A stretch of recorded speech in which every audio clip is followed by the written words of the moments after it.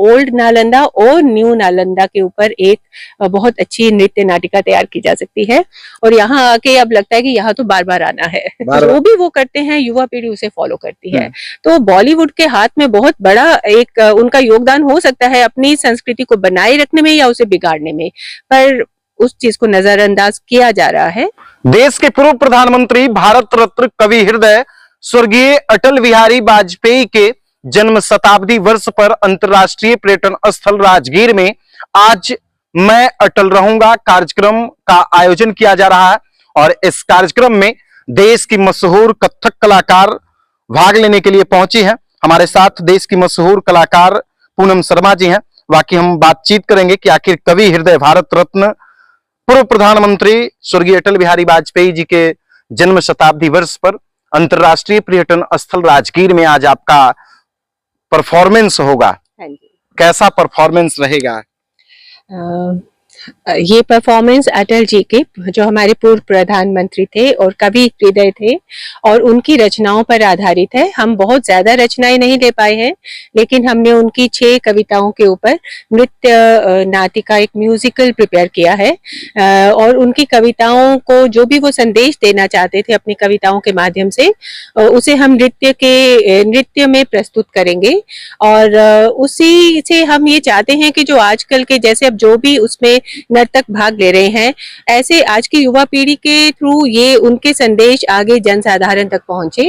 वो बहुत महान कवि थे, बहुत महान व्यक्तित्व के स्वामी थे, और राजनीति में रहने के बावजूद हमने सुना है उन्हें अजात शत्रु कहा जाता था, और उनका कोई शत्रु नहीं था। उन्होंने बहुत ही शुद्ध तरीके से राजनीति की, और जिसकी वजह से वो अपने आप में एक उदाहरण है।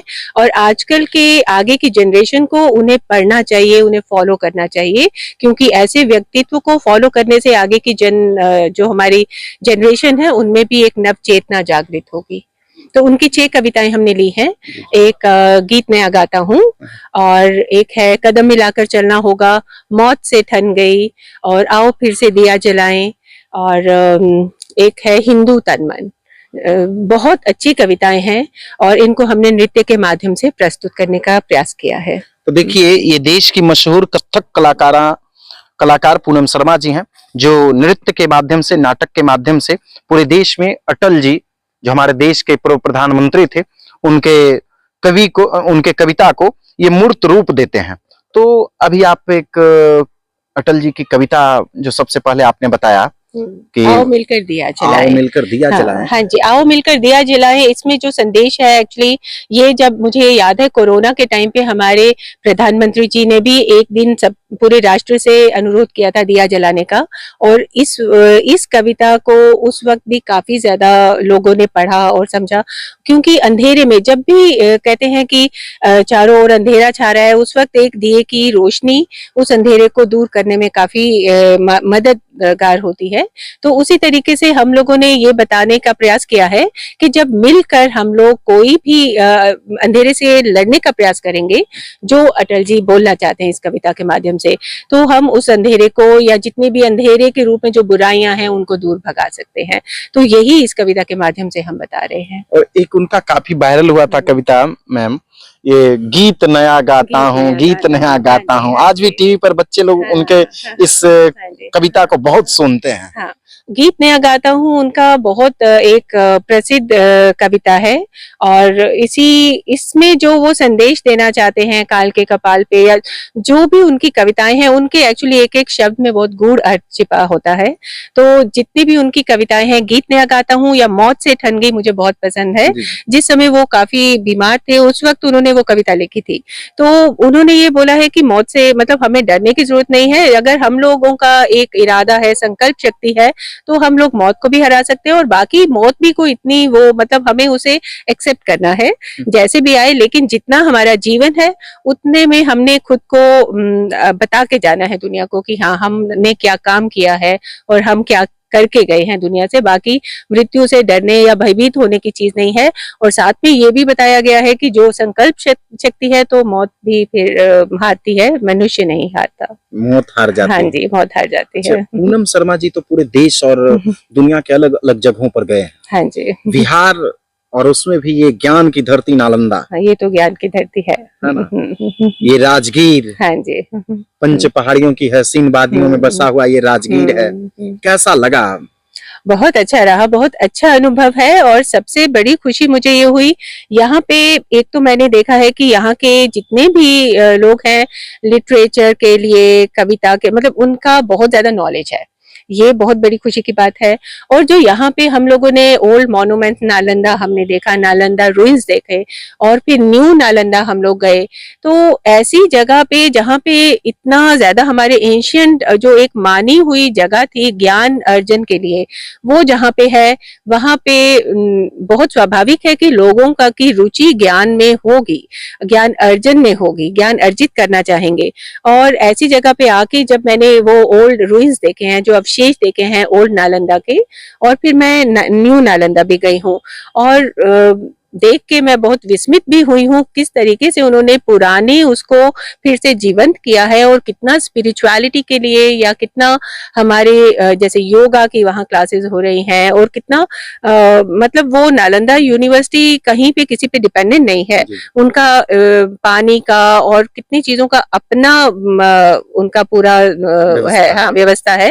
तो उसके हिसाब से बहुत ज्यादा ही मुझे लगता है कि हमारी कंट्री से भी, जैसे हम लोग स्कूल्स को, कॉलेजेस को एजुकेशनल ट्रिप्स पे लेके जाते हैं, तो उन्हें यहाँ लाके नालंदा दिखाना चाहिए, न्यू नालंदा, ओल्ड नालंदा, ताकि उन्हें पता लगे कि हमारा जो इंडिया है, जो कितना ज्ञान के क्षेत्र में कितना ज्यादा शुरू से ये आगे था पूरी दुनिया से।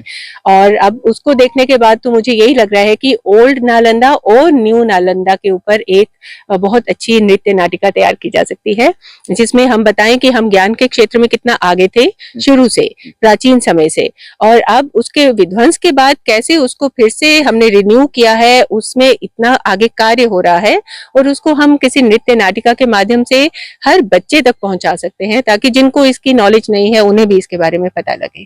तो देखिए, ये देश की मशहूर कथक कलाकार पूनम शर्मा जी हैं, जो नालंदा को देखकर काफी खुश हैं, काफी आह्लादित हैं, और इनका भी ये कहना है कि प्राचीन नालंदा और आधुनिक नालंदा पर एक नृत्य नाटिका बनना चाहिए। अब कुछ और हम बातचीत करेंगे। हिमाचल प्रदेश की आप हैं, हाँ जी, और ये हमारा बिहार का राजगीर, वहां की अपेक्षा यहाँ और क्या डेवलपमेंट होना चाहिए था? कुछ कमियां दिखी या फिर समानांतर? नहीं, एक्चुअली हिमाचल भी एक टूरिस्ट स्पॉट है, वहाँ पे बहुत से पर्यटक आते हैं, तो पर्यटकों की दृष्टि से, क्योंकि वहाँ के लोगों का जो एक जिसे कहते हैं ना काम, जो व्यवसाय भी टूरिज्म से चलता है ज्यादा, तो इस वजह से वहाँ पे वो होटल्स और सड़कों और इन सब चीजों में बहुत ज्यादा डेवलपमेंट हो चुकी है। लेकिन जैसे यहाँ पे आपने जैसे यूनिवर्सिटीज देखी मैंने, और जो हमारे चाइनीज रिसर्चर पहले आए थे जिनका मंदिर है, और मैं ये सोचती हूँ कि ज्ञान के क्षेत्र में अभी वहां पे काफी डेवलपमेंट होनी और भी मतलब आवश्यकता है। ऐसा नहीं है कि वहां नहीं हो रही है, लेकिन यहाँ पे उससे रिलेटेड इंस्टीट्यूशंस बहुत ज्यादा हैं, और इन पे गवर्नमेंट काफी प्रयास कर रही है, जो मुझे लगा है देखने के बाद। तो ये थोड़ा उस हिसाब से वहां पे इस पे काम होना जरूरी है।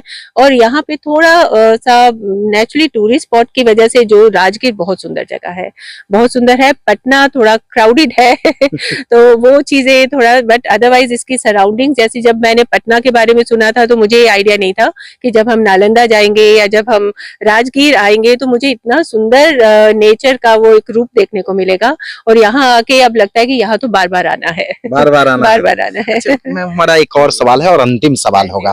आप भी कलाकार हैं, और वर्तमान समय में भी बहुत सारे कलाकार आ गए, चाहे वो हिंदी फिल्म के क्षेत्र में हो, या कथक के ही क्षेत्र में हो, या फिर भोजपुरी का भी नाम सुने होंगे, भोजपुरी के क्षेत्र में हो, बॉलीवुड, हॉलीवुड, हर जगह पे अलग अलग कलाकार आ गए हैं।